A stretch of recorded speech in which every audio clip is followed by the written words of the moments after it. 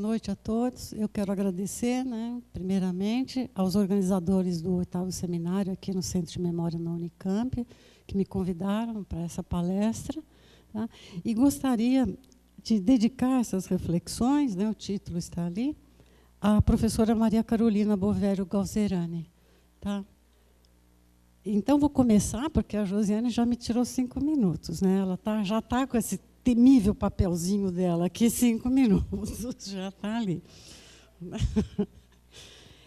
Há um pequeno preâmbulo, depois nós entramos. Em 1986, a historiadora Nicole Lorrault, em um artigo intitulado Políticas do Esquecimento, afirmou energicamente o compromisso militante das escritas da história com a memória.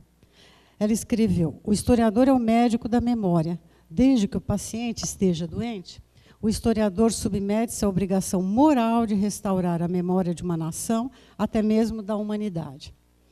O meu enfoque, né, nessa conversação, eu vou chamá-la assim, não palestra, meu enfoque aqui é outro, menos unilateral e talvez menos ativista, pois pretendo discutir a ambivalência presente nas linguagens da memória e esquecimento, e particularmente uma política do esquecimento em ação nas práticas de memória, no interior das quais os arquivos e acervos, como fontes privilegiadas da pesquisa historiográfica, legitimam sua existência desde o século XIX. Perscrutar estas camadas, a ambivalência que rege a relação entre memória e esquecimento e interpelá-las em relação à noção de arquivo e de acervo documentais é a minha proposta central. Vamos ver se dá certo, né? Pouco. A minha fala vai ter 3 momentos, tá? Nós vamos lá, vamos navegar por esses 3 momentos. O primeiro é o slide, Josi. A primeira parte, então, é memória e arquivo. E a questão, a memória se arquiva? A memória arquiva? E eu coloquei ali no slide, então, o início da Biblioteca de Babel, do Borges. O universo que outros chamam a biblioteca compôs-se de um número indefinido e talvez infinito de galerias hexagonais, com vastos postos de ventilação no centro, cercados por balaustradas baixíssimas. De qualquer hexágono vêm-se os andares inferiores e superiores, interminavelmente. A distância das galerias é invariável. 20 prateleiras em 5 longas estantes de cada lado cobrem todos os lados menos 2. Sua altura, que é a dos andares, excede apenas a de um bibliotecário normal. Bom, neste conto célebre, o Borges nos leva a pensar nas 2 coisas que, não por acaso, constituem o mote dessa nossa conversação. Ele nos fala de memória e também de arquivo, ou melhor, de um desejo de arquivo. Desejo situado, talvez, no cerne de todo ato de memória, ou talvez de um desejo de memória que se aloja, imperioso e vocativo, em todo projeto arquivístico. A memória se arquiva? Este é o mote a partir com o qual eu tentarei desenrolar para tornar a embaralhar, deixando uma questão no ar, a complexa teia de relações que ata e desata, aproxima e distancia as 2 noções-chave articuladoras deste seminário, as noções de memória e de arquivo. Deixarei aqui de lado o aspecto igualmente complexo, é importante, né? Complexo a despeito da sua aparente trivialidade do arquivo como espaço produtor de conhecimento, que abriria a nossa reflexão a tantas outras considerações de ordens diversas, pertinentes à historiografia, à arquivonomia, a questões técnicas relativas à técnico-ciência do arquivo, relações jurídicas, políticas, éticas, que, claro, não teria tempo de desenvolver e nem teria condições. A primeira questão, não é? A memória se arquiva? Ou, se retirarmos o pronome reflexivo, outra questão se apresenta. A memória arquiva? Temos aqui 2 questões dessemelhantes que conduzem já de imediato à distinção epistemológica fundamental que irá perpassar esta reflexão, fundamentando-a. A impossibilidade de identificação e assimilação entre memória e arquivo. operada pelo senso comum e pelas culturas memoriais e políticas de memória institucionais, sem que haja, no entanto, o tudo os opõe, que serviu de fundação para que Pierre Nora particularizasse história e memória, né? Aquele tudo as opõe. A pergunta reflexiva, a memória se arquiva, nos conduz à imagem do arquivo insano e babélico de Borges, que exaure o arquivista. Arquivo de todas as memórias, infinitas, infindáveis, intermináveis, situada no passado mais remoto e mesmo imemorial, e também no futuro mais longínquo e improvável. Arquivo das memórias de cada um e de todos, dos segredos subjetivos e dos fatos históricos macros e micros, mesmo microscópicos, situados na integralidade dos espaços e tempos conhecidos e conhecíveis. Memória, inclusive, do que não aconteceu, nem acontecerá jamais. A pergunta reflexiva, a memória se arquiva, parece nos conduzir a uma impossibilidade, a algo difícil mesmo de ser simbolizado e figurado, a de que a linguagem da memória, mneme, não se sujeitaria a arquivamentos. Algo sempre transbordaria ou faltaria ao seu arquivo. A outra questão transitiva, a memória arquiva, se abre para uma série de complementos, diretos ou indiretos, de lugar, espaço e tempo. A memória arquiva precisamente o quê? Com quais propósitos e interesses? Em quais lugares? E seguindo qual ou quais ordenamentos, dispositivos e procedimentos? É possível pensarmos em arquivos de sentimentos e afetos? Ou os documentos da memória arquivável são sempre racionais e voluntários e ou passíveis de alguma forma de sistematização? Arquivam-se, sem dúvida, as experiências traumáticas que retornam e se repetem, valendo-se de imagens sucedâneas, ensinou-nos a psicanálise. Traços, vestígios, rastros, fragmentos, impressões, ruínas. Voltaremos a esta questão mais à frente, das ruínas. São os objetos privilegiados dos arquivos. Aquilo nunca rigorosamente definido ou circunscrito, que a memória arquiva em seus vários graus de profundidade, ou aquilo que ela possibilita arquivar. Quando se fala em arquivos, sejam eles oficiais ou inoficiosos, públicos e privados, e mesmo íntimos, compostos de depoimentos orais, de imagens e representações iconográficas, de registros sob suportes os mais variados, etc., supõe-se como uma evidência que eles designam, de alguma forma, arquivos de memórias, sem mais.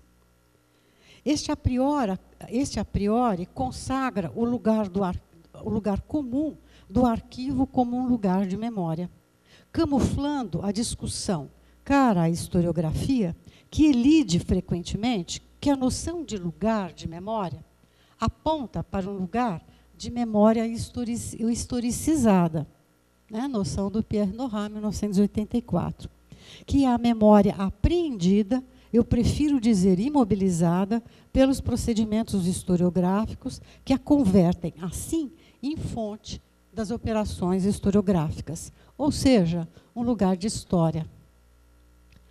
Se seguirmos a argumentação, o arquivo, ao apresentar-se como lugar de memória, institui-se, de fato, como um lugar de história, lugar incontornável à efetivação das escritas variadas da história e também das políticas de memória. Borrando-se o fato de que toda fonte histórica, a memória não seria uma exceção, é já também uma narrativa, não é? Segundo Sertor-Riquet.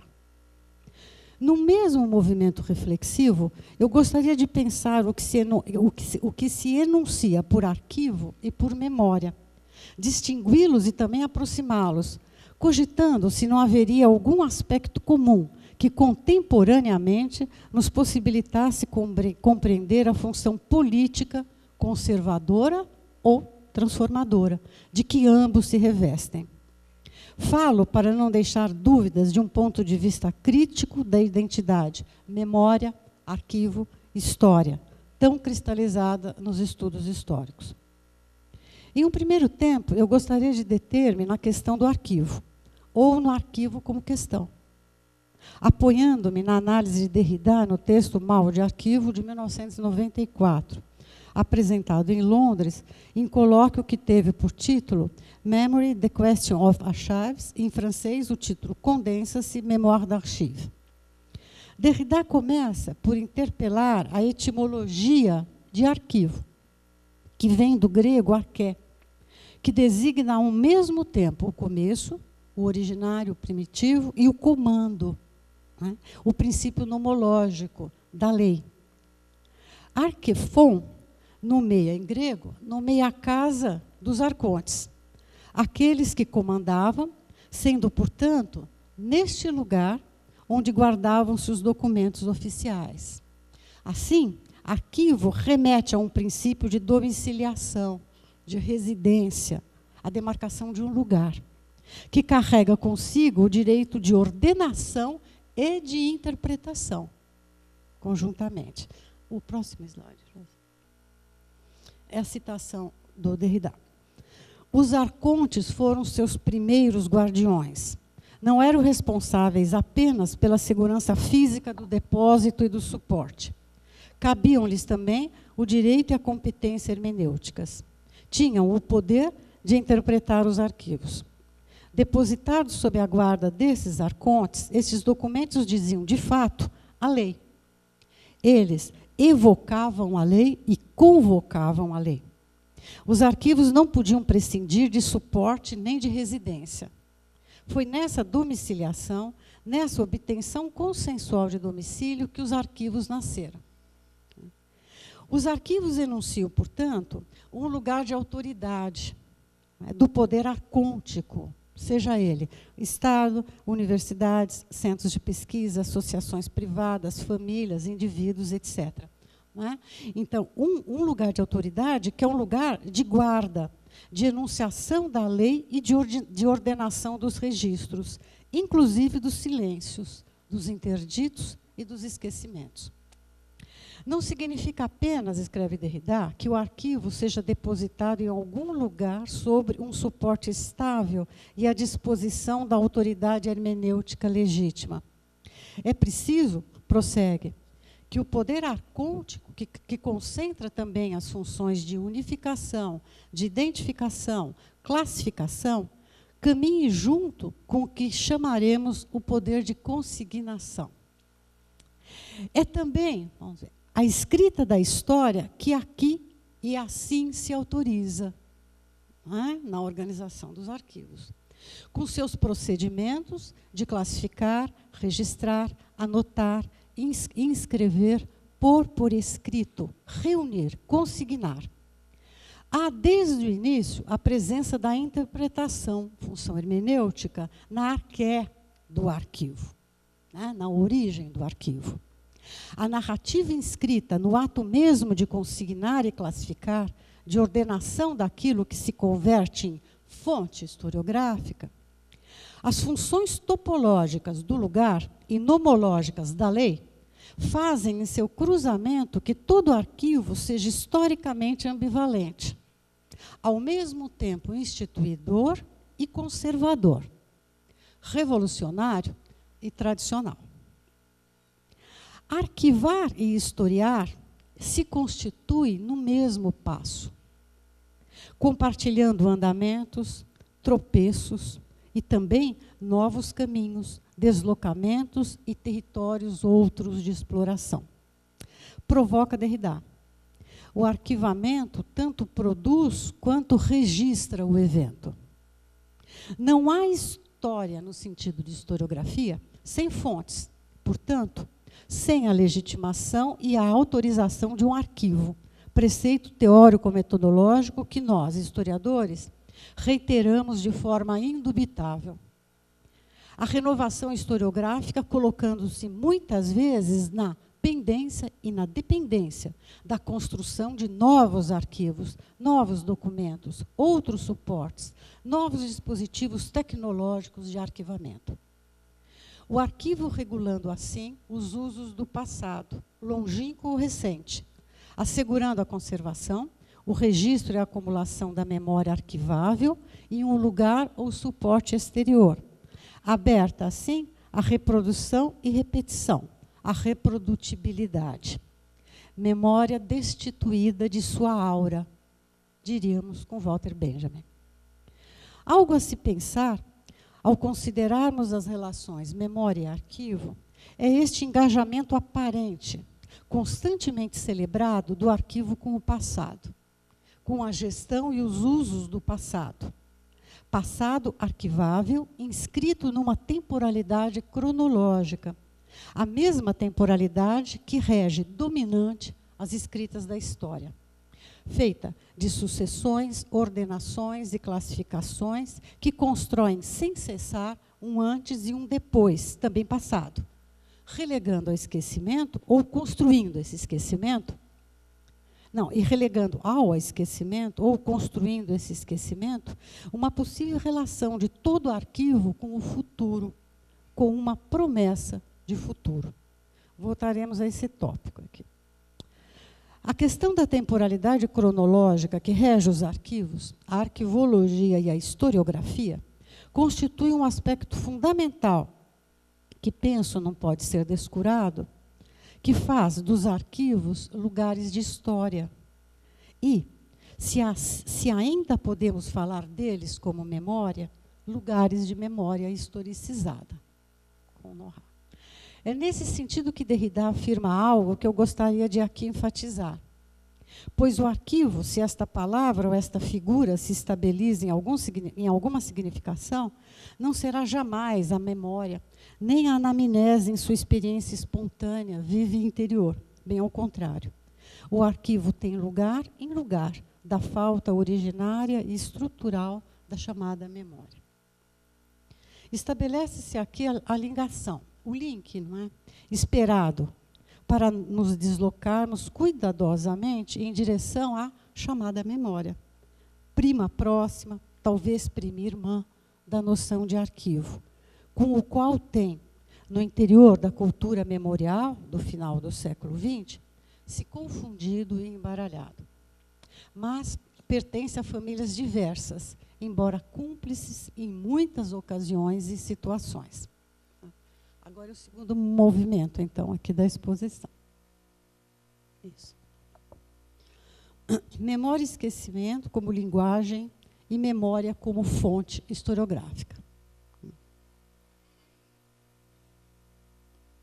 É uma pequenina citação aqui do Proust na Fugitiva. Cada dia antigo permanece depositado em nós, como existe em uma biblioteca, né, imensa, entre os mais velhos livros, um exemplar que, sem dúvida, jamais alguém irá pedir.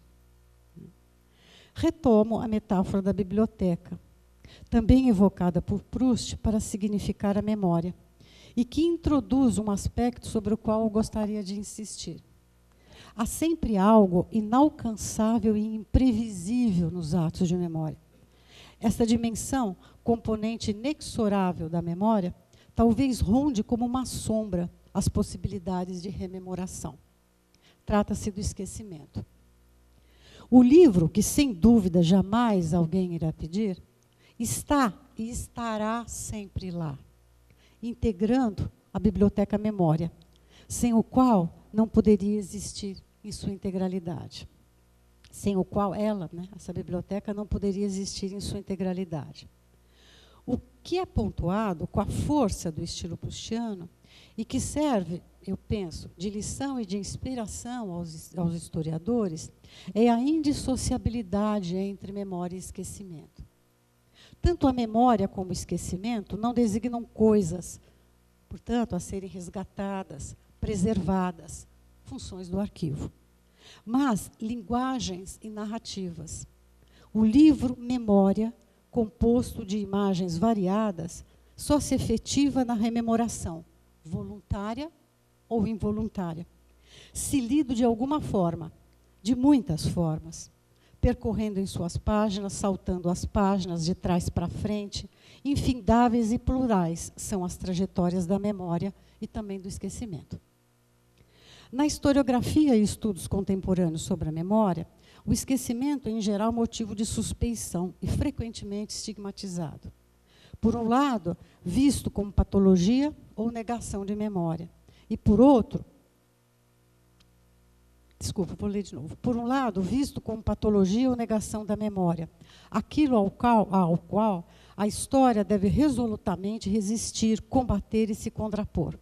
E, por outro, considerado uma espécie de buraco negro epistemológico, postura que tem inibido a reflexão sobre sua presença e as formas culturais de seu exercício nas sociedades e nos dispositivos de gestão de poder. E se a reflexão teórica sobre a memória permanece ainda tímida em comparação ao elan das práticas de memória e o sucesso das políticas memorialistas, pensar as formas do esquecimento parece um disparate. Olhar, no entanto, para o interior deste buraco negro tem sido o fio condutor de minhas pesquisas ultimamente, sobre as quais eu não vou me estender, em que busco interpelar os dispositivos e efeitos de uma possível política do esquecimento em ação nas linguagens e práticas consagradas de memória. Recentemente, Andreas Wyss, em texto consagrado ao que ele chamou de usos e abusos do esquecimento público, ele escreveu sem meios tons o que vem me preocupando e servindo de mote às minhas pesquisas sobre esquecimento e cultura política brasileira. Ele escreve: mas quando se trata de teorizá-lo, o esquecimento aparece, na melhor das hipóteses, como um complemento inevitável da memória, uma deficiência, uma falta a ser suprida, e não como um fenômeno de múltiplas camadas que serve como a própria condição de possibilidade da memória. Mas essas considerações pressupõem uma discussão preliminar, só na aparência evidente, e, no entanto, extremamente polêmica, que são as aproximações e diferenças entre história e memória. Eu gostaria de, muito resumidamente, delinear o campo com o qual venho trabalhando, deixando claro um aspecto.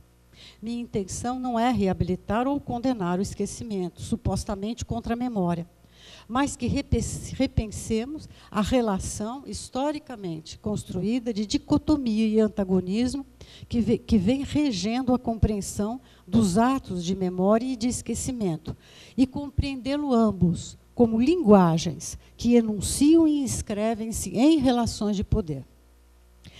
A sugestão fundamental reside no esforço de se precisar uma concepção de história e de memória que não as identifique, ou seja, história igual a memória, foco da historiografia anglo-saxônica e da história oral, nem tampouco as oponha, história versus memória, a abordagem central da historiografia francesa, né, com o texto clássico do Pierre Nora, né, que lugares de memória designam justamente lugares de história, de memória historicizada. Ele fala lá, tudo as opõe, né? Trata-se de noções e dimensões da experiência, memória. Trata-se de noções e dimensões da experiência e conhecimento humanos que, ainda que próximos, não se confundem, memória e história, pois apontam para campos epistemológicos distintos. A história é um procedimento do conhecimento, um saber crítico, talvez uma ciência, como querem alguns. Um saber, uma narrativa específica, como pretendem outros. A história, enquanto conhecimento e compreensão, guia-se por teorias e métodos, vários e em disputa. Obedece e se inscreve em dispositivos racionais e voluntários, em regimes de verdade. Dispositivos técnicos e conceituais múltiplos que nos autorizam a falar em uma operação, ou em várias, né, operações historiográficas, com Michel de Certeau e Paul Ricoeur.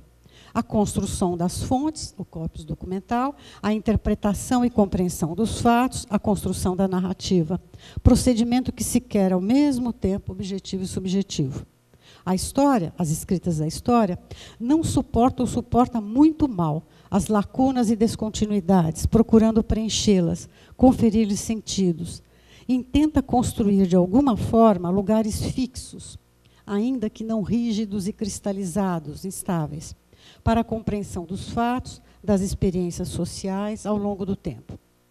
As escritas da história operam e constroem temporalidades várias, que lhes são próprias, marcando o pulsar das continuidades e rupturas a partir do enquadramento cronológico.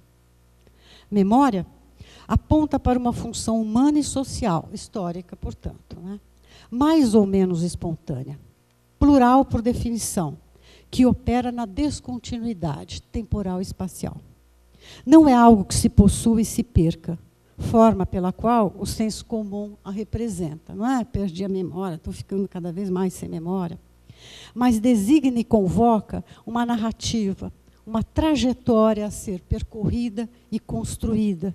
Digamos, uma narrativa construtivista. A memória configura uma linguagem, portanto. Linguagem fugaz e caleidoscópica. Uma metáfora, outra metáfora, esta forte do Proust. Ele fala lanterne magique, né, em francês. Nesse sentido, é voluntária, racional, intelectual, mas também involuntária, espontânea, afetiva, em suas dimensões mais profundas e talvez mais significativas. Eu penso na existência de um jogo entre essas duas memórias, voluntária e involuntária. Jogo no interior do qual as subjetividades individuais e sociais, coletivas, elas são constantemente construídas e reconstruídas. A memória mostra-se por natureza lacunar, descontínua, ainda que os atos de memória, o relembrar, né, as lembranças, construam uma narrativa e um contínuo que ata tempos e espaços muitas vezes distantes e aparentemente desconexos. A memória, portanto, ela se move. É um percurso no tempo e no espaço, que se dá ora de forma voluntária, ora involuntária, podendo localizar-se e mesmo fixar-se em diversos planos de profundidade desta singular narrativa. Eu posso parar, um plano mais voluntário, mais superficial, a outros planos mais profundos, né, da memória. Percurso que institui uma outra temporalidade, próxima do tempo cairológico, o tempo do agora, e que se afasta, em grande medida, da homogeneidade e continuidade do tempo cronológico. As questões da temporalidade constituem um dos aspectos mais sensíveis e complexos relativos à linguagem da memória e sua relação, né, com a história. O campo teórico e metodológico que privilegio e que supõe um diálogo e crítica historiográficas, que não desenvolverei aqui, claro, né, pelo tempo, pode ser resumido da seguinte forma. A memória não é uma evidência, como quer, por exemplo, Paul Thompson, e nem se identifica a história, né, muitas vezes o a priori da história oral. A memória não se opõe e nem é transfigurada necessariamente pela história, o tudo as opõe e as noções de memória historicizada e lugar de memória de Pierre Nora. Ao contrário dessas duas perspectivas, que esboçam os contornos dominantes do debate historiográfico, penso que memória e história distinguem-se epistemologicamente. Que a memória individual e coletiva social configura uma linguagem que se adequa mal, é insubmissa e irredutível às operações historiográficas. A memória, como dito, constrói percursos, os voluntários e involuntários, ambos juntos, em meio a lacunas ou a zonas obscuras, os esquecimentos. Esses percursos narrativos partem sempre do presente, desencadeados pela sensação e pelo acaso, como quer Proust, pela razão e pelo interesse social, como afirma Halbach, dirigem-se ao passado e retornam, projetando-se no tempo futuro, assinalando um porvir. Essa dimensão, então, dimensão projetiva da memória. A função maior da memória enquanto linguagem seria menos a de resgate de um passado dado, do que a função ética de atualização do passado, mesmo daquele apenas imaginado, nunca acontecido. Não há lugares fixos nem memória desinteressada. A memória age repondo hábitos e valendo-se da razão e do intelecto, memória voluntária, mas também guiando-se espontaneamente por afetos muito inconscientes e por potentes imagens souvenir imagens lembranças, né? A noção do Bergson, em direção à criação, ao novo, à criação do novo. Nesse sentido, toda memória é contemporânea. Um facho de trevas, imagem sugestiva do Agamben, que constantemente chega até nós, instigando-nos a aprender a ver no escuro a luz que vem do passado e que não pode nos alcançar. Atualizar o passado, o vivido individual e socialmente, não significa, no entanto, torná-lo presente, no sentido de resgatá-lo, recuperá-lo, como uma fotografia antiga que se deixa arquivar em suporte digital, mas torná-lo nosso contemporâneo.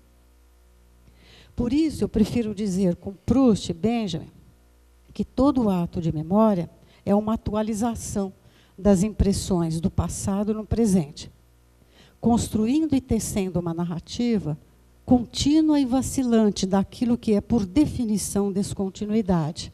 Não é? As nossas experiências vividas, a vida, de alguma forma elaboradas em profundidades diversas da memória. A memória integra e funde em instante duração, momentos e épocas diversas, tempos e espaços movimentando-se ao construir sua narrativa em planos diferenciais de consciência e de sensibilidade. Ao eleger, portanto, a memória como fonte historiográfica, o historiador deve estar atento às singularidades da fonte chamada memória, que não se confunde com nenhuma outra fonte historiográfica. Documentos escritos, imagens iconográficas, paisagens, filmes, teatros, corpos, estatísticas, etc., etc. Pois a memória enuncia-se singularmente, é linguagem. Claro que várias das fontes historiográficas configuram também linguagens específicas, caso do cinema, dos filmes, né? Para nos determos em um único exemplo. E sabemos o quanto a análise fílmica própria a esta fonte tem sido alvo da aprendizagem e dos cuidados dos historiadores. Cuidados e aprendizagens que não me parecem ter sensibilizado ainda a historiografia da memória.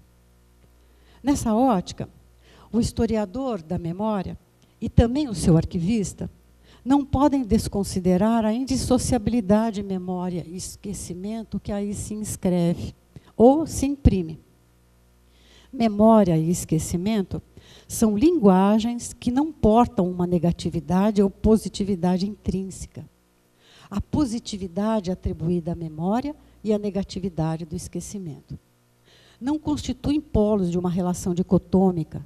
Memória e esquecimento confrontam-se, interpelam-se incessantemente.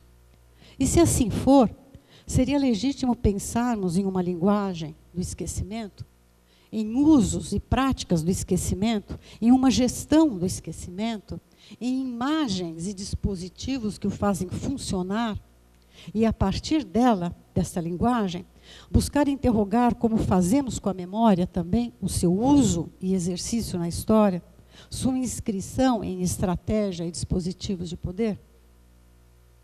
A memória como linguagem é transgressora. A sua narrativa é, por definição, e talvez seja melhor falarmos por instituição, subversiva, desordenadora e ordenadora também. Não é? Imprevisível. A sua temporalidade é o agora, que funde instante, duração e que atualiza o passado no presente, portando sempre um porvir. Linguagem, em grande medida, irredutível ou insubmissa, como eu disse, aos tempos cronológicos, às sucessões e rupturas das marcas calendáricas, das regras e ordenações da arquivologia e aos enquadramentos das operações historiográficas. Para me exprimir em poucas e densas palavras, recorra ainda uma vez à narrativa literária, que pode iluminar as escritas da história na reflexão sobre uma teoria da memória que leve em conta a memória dos sentimentos e não apenas a dos fatos. Escreve Proust, no final, bem no final, no último livro, do Em Busca do Tempo Perdido, no célebre episódio da Matinée Guermantes, quando o narrador depara-se com segundo ele, né, o narrador, a verdadeira memória. É o slide. Então, por um momento, os nomes retomam sua antiga significação. Os seres, seu antigo rosto. Nós, nossa alma de então. E sentimos os problemas há muito tempo insolúveis que nos angustiavam tanto. O nosso eu é feito da superposição de nossos estados sucessivos. Mas essa superposição não é imóvel, como a estratificação de uma montanha. Constantemente, levantamentos trazem à superfície camadas antigas.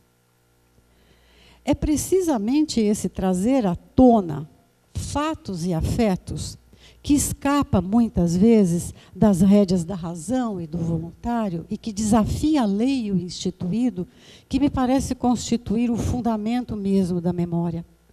Pois o passado que retorna, de alguma forma, não passou. Continua ativo e atual e, portanto, muito mais do que reencontrado, ele é renarrado, recriado, reatualizado. Uma questão a ser levantada, e vou formulá-la para dar continuidade e encerrar nossa conversação, antes que a Josiane venha com seus papelinhos, né? Uma questão a ser levantada, então, e vou formulá-la para dar continuidade e encerrar nossa conversação, é a seguinte. Os arquivos teriam o atributo de desafiar a lei, portanto, o seu próprio poder arcôntico, de interpretá-la, de transgredi-la? Para além da função de regrar os registros passados e os usos do passado, conteriam também o que os aproximaria, sobremaneira das linguagens da memória, promessas de futuro, de porvir. Então, o terceiro movimento agora aqui da nossa conversa. O futuro do arquivo, ou o arquivo como futuro. Sempre aí as motivações são literárias, né? Mais uma vez Borges, no mesmo conto. Quando se proclamou que a biblioteca abarcava todos os livros, a primeira impressão foi de extravagante felicidade. Imaginou esse arquivo de tudo, passado, presente, futuro, meu, de todo mundo? Todos os homens sentiram-se senhores de um tesouro intacto e secreto. Não havia problema pessoal ou mundial cuja eloquente solução não existisse em algum hexágono. O universo estava justificado. O universo bruscamente usurpou as dimensões ilimitadas da esperança. Habituamo-nos a vincular o arquivo ao passado e ao presente. A vocação de preservação, repetição e reprodução do passado, a instauração e respeito da lei, não é? Eu falo lei no sentido do ordenamento instituinte do arquivamento, não é? Que vai, então, desde as condições de acesso, a sistematização e disponibilidade da documentação, as políticas, tá? Estou falando nesse sentido. Então, vou retomar a frase. Habituamos-nos a vincular o arquivo ao passado e ao presente. A vocação de preservação, repetição e reprodução do passado, a instauração e respeito da lei, do ordenamento instituinte do arquivamento. Este poder pode tornar-se muito conservador, usurpando justamente as dimensões ilimitadas da esperança, né, como escreve o Borges. E se a memória, em sua potencialidade, desafia em permanência a lei, transgredindo-a e interpelando o tempo cronológico, interpolando o presente, passado, futuro, trazendo à tona modos de vida esquecido, muitas vezes recalcados e denegados, e reelaborando no próprio ato de rememoração o esquecimento, não haveria no arquivo algo também transgressor? E se houver, né? Em que isso consistiria? No início dessas reflexões, eu comentei que uma sombra ronda e acompanha sempre os atos de rememoração. Essa sombra é o esquecimento.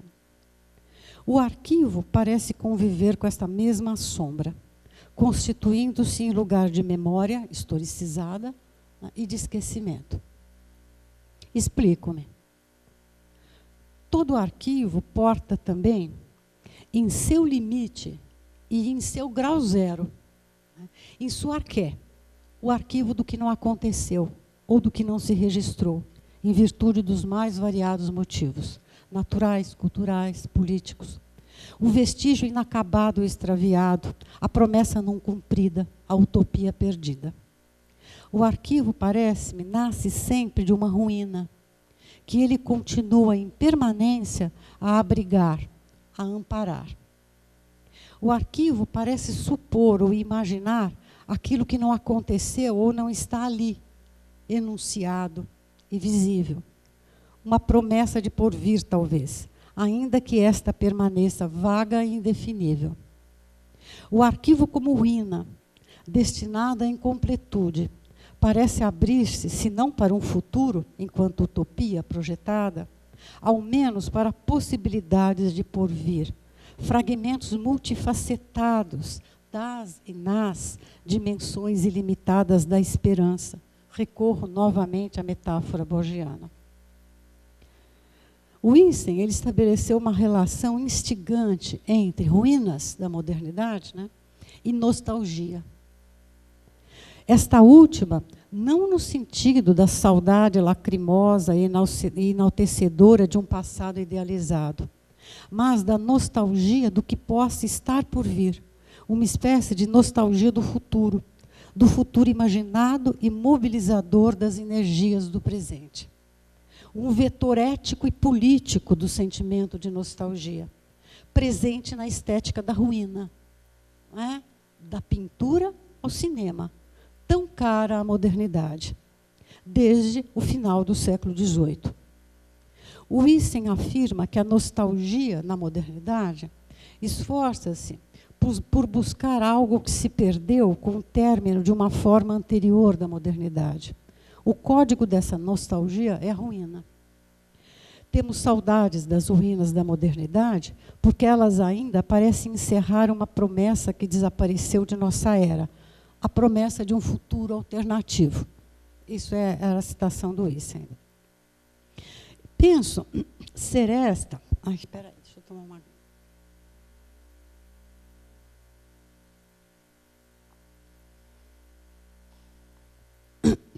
Então, penso ser esta uma sugestão extremamente instigante para pensarmos os arquivos.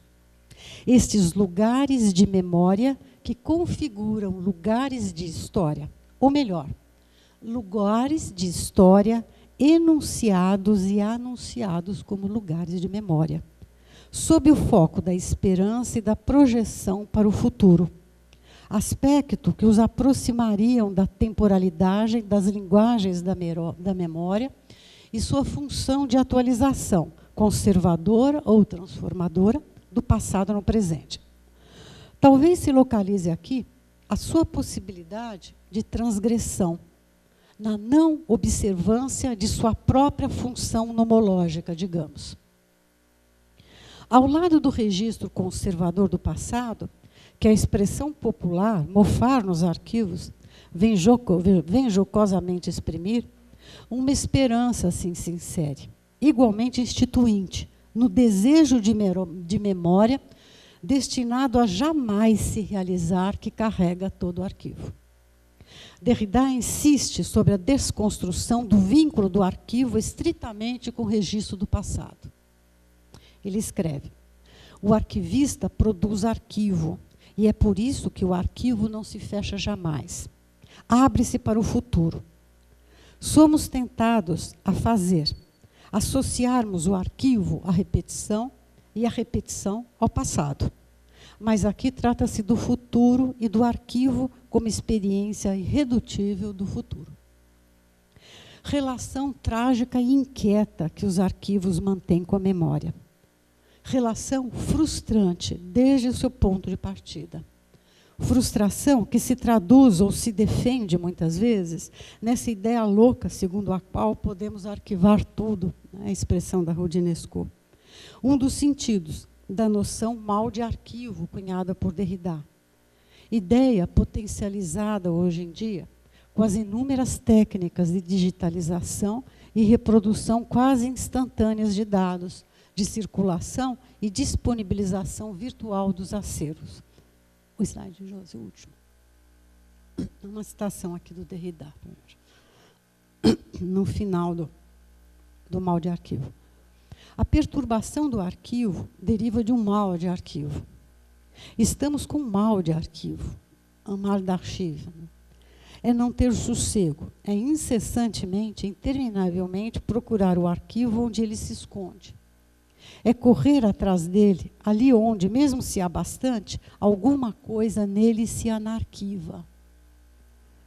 É dirigir-se a ele com um desejo compulsivo, repetitivo e nostálgico, um desejo irreprimível de retorno à origem, uma dor da pátria, uma saudade de casa, uma nostalgia do retorno ao lugar mais arcaico do começo absoluto.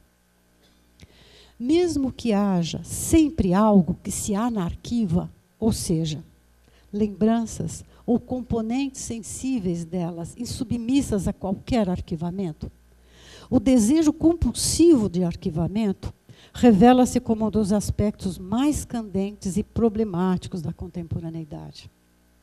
No entanto, ao gerir e regular, investir-se nos usos do passado, o arquivo ruína também não se abriria, como pensa Derrida, e eu vou reivindicar esta herança, não se lançaria numa promessa ainda não formulada de porvir? Pergunta que ficará aqui sem resposta. Gente. Tá, muito obrigada.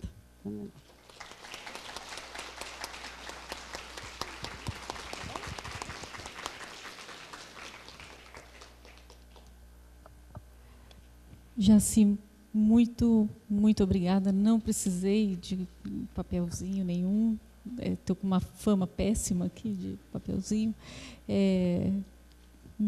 São inúmeros aspectos bastante provocativos para pensarmos, que tem profunda relação com o que a gente está discutindo desde ontem, bem cedinho.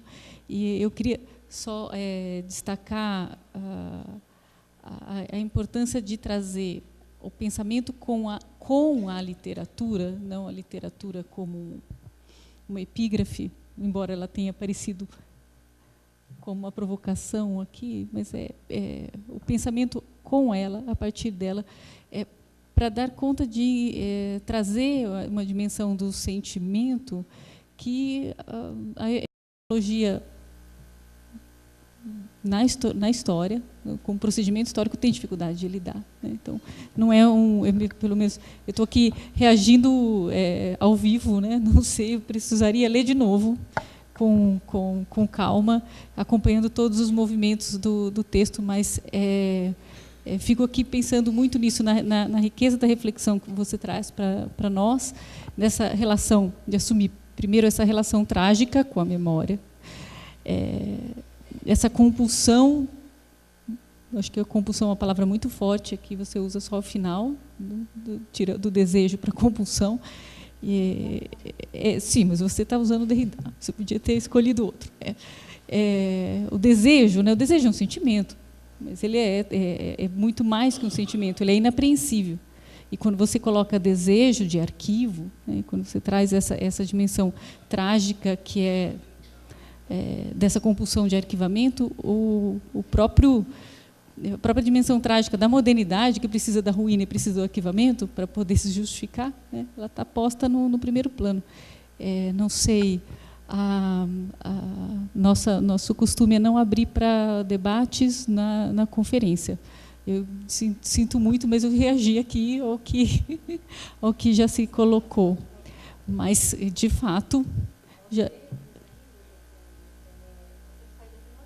nós seremos expulsos às 9h, é isso que eu estou sendo informada aqui. Nós temos tempo para perguntas, pergunto. Eu fiz. Jaci, você fica à vontade, se você quiser.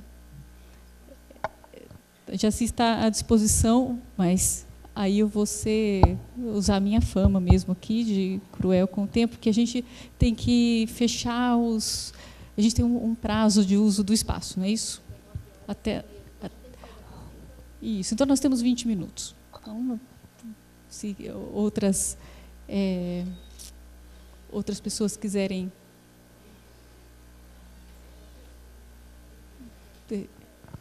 se manifestar, fazer uma pergunta. Discordar da Jaci?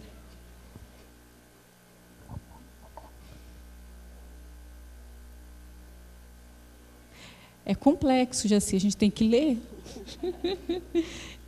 Mas ela me dizia no percurso da... Pode. Se alguém mais tem pergunta, só? Tá.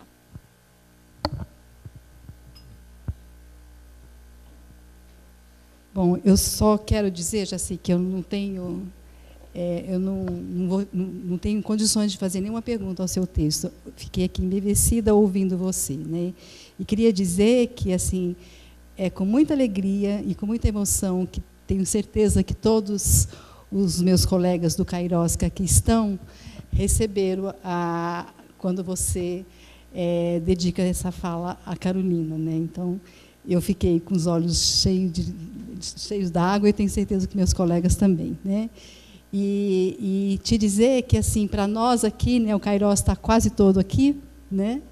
E está aqui a Fátima, a Maria Silvia, que é responsável comigo pelo Kairos, está aqui quem mais... Está todos os Kairos aqui, né? Então, e que você é referência no nosso grupo, né? Que a gente sempre... E já com a Carolina, né, trazia sempre, todo ano, uma discussão. Você sempre estava na nossa bibliografia e você continua, né? Então, para a gente, assim, é uma alegria, e o Kairos está todo aqui, né? Então, é isso.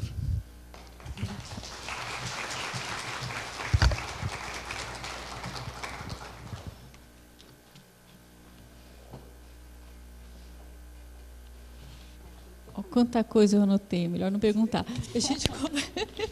A gente conversa, continua a conversa. Eu queria, então, agradecer muitíssimo. Grande parte das pessoas que está aqui agora está desde as 8 da manhã, participando das oficinas, depois das demais atividades. Então, realmente, eu fico muito agradecida de estarem aqui, e acho que levamos muitas coisas para continuar pensando e continuar trazendo a Jaci para nos cutucar, né? Eu acho que foi excelente, a gente agradece muito, Jaci. Olha, gente, eu que tenho que agradecer, muito obrigada aí, tá? Mais uma vez aí pelo convite aí do Centro de Memória.